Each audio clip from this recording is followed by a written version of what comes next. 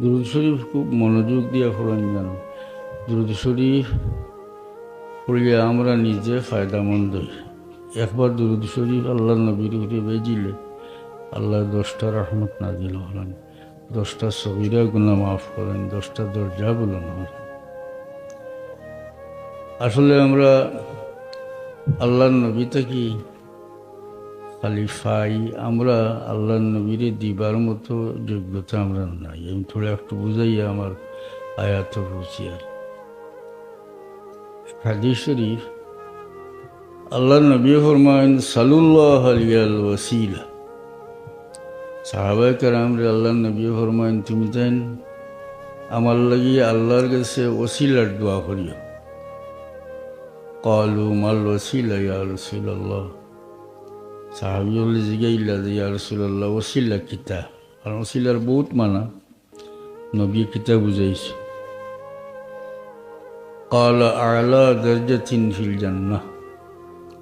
ওসিলা হইল বেহেশতের সবচেয়ে উচ্চ মুকাম। লা ইয়ানালুহা ইল্লা রাজুলুন ওয়াহিদুন।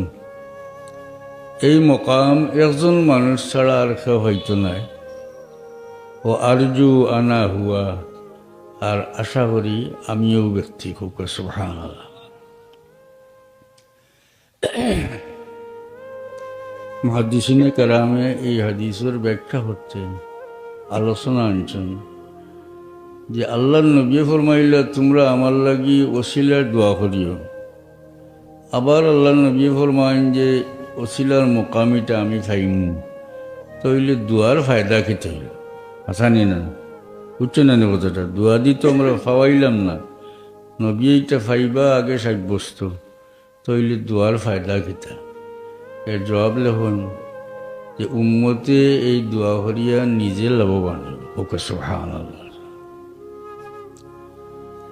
আল্লাহ হন আসা আন ইয়াবআসাকা রাব্বুকা মাকামান মাহমুদা। এর অর্থ হইল অতি সত্তর আপনার রবে আপনারে মকামে মাহমুদ পৌঁছাইবা ওকে। সুবহানাল্লাহ।